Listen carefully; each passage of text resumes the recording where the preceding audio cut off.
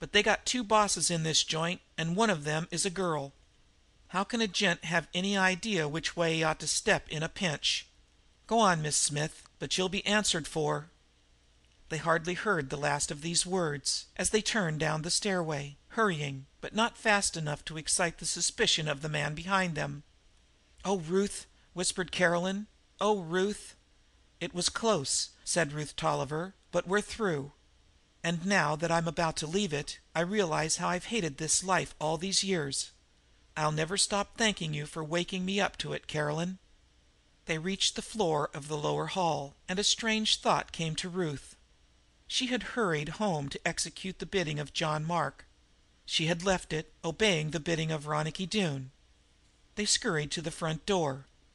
As they opened it, a sharp gust of night air blew in on them, and they heard the sound of a man running up the steps. In a moment the dim hall light showed on the slender form and the pale face of John Mark standing before them. Caroline felt the start of Ruth Tolliver. For her part, she was on the verge of collapse, but a strong pressure from the hand of her companion told her that she had an ally in the time of need. "Tut, tut!" Mark was saying. "What's this? How did Caroline get out of her room, and with you, Ruth? It's idiotic to keep her locked up in there all day and all night, in weather like this," said Ruth, with a perfect calm that restored Caroline's courage almost to normal. "When I talked to her this evening I made up my mind that I'd take her out for a walk." "Well," replied John Mark, "that might not be so bad. Let's step inside and talk it over for a moment." They retreated, and he entered and clicked the door behind him. "The main question is, where do you intend to walk?" "Just in the street below the house." "Which might not lead you across to the house on the other side?" "Certainly not. I shall be with her." "But suppose both of you go into that house, and I lose two birds instead of one? What of that, my clever Ruth?"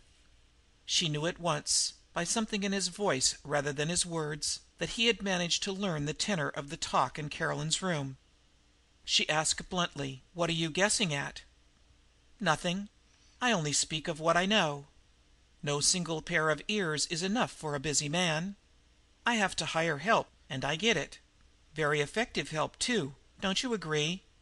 "Eavesdropping!" exclaimed Ruth bitterly. "Well, it's true, John Mark. You sent me to steal her from her lover, and I've tried to steal her for him in the end. Do you know why? Because she was able to show me what a happy love might mean to a woman. She showed me that, and she showed me how much courage love had given her. So I began to guess a good many things, and among the rest I came to the conclusion that I could never truly love you, John Mark. I've spoken quickly," she went on at last. "It isn't that I have feared you all the time. I haven't been playing a part, John, on my word. Only tonight I learned something new. Do you see?" "Heaven be praised," said John Mark, "that we all have the power of learning new things now and again." "I congratulate you. Am I to suppose that Caroline was your teacher?" He turned from her and faced Caroline Smith, and though he smiled on her, there was a quality in that smile that shriveled her very soul with fear. No matter what he might say or do this evening to establish himself in the better graces of the girl he was losing, his malice was not dead. She knew that. "She was my teacher," answered Ruth steadily, "because she showed me, John, what a marvelous thing it is to be free. You understand that all those years I have been with you I have never been free." "Not free?" he asked, the very touch of emotion in his voice. "Not free, my dear? Was there ever the least wish of yours since you were a child that I did not gratify?" "Not one, Ruth. Not one, surely, of which I am conscious." "Because I had no wishes," she answered slowly, "that were not suggested by something you liked or disliked. You were the starting point of all that I desired. I was almost afraid to think until I became sure that you approved of my thinking." "That was long ago," he said gravely. "Since those old days I see you have changed greatly."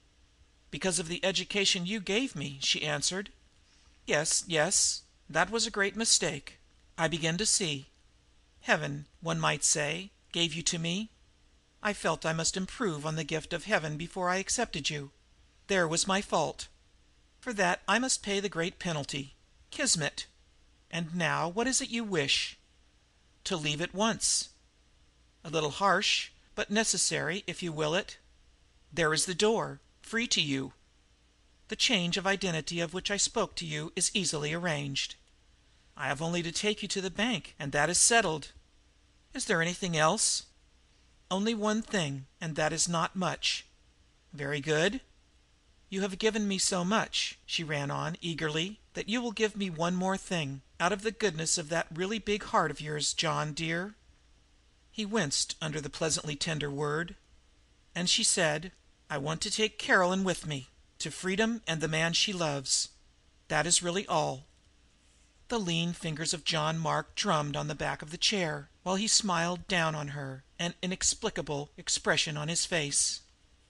"Only that?" he asked. "My dear, how strange you women really are! After all these years of study I should have thought that you would, at least, have partially comprehended me. I see that is not to be. But try to understand that I divide with a nice distinction the affairs of sentiment and the affairs of business. There is only one element in my world of sentiment. That is you. Therefore, ask what you want and take it for yourself. But for Caroline, that is an entirely different matter. No, Ruth, you may take what you will for yourself. But for her, for any other living soul, not a penny, not a cent will I give. Can you comprehend it? Is it clear? As for giving her freedom, nothing under heaven could persuade me to it." Chapter 23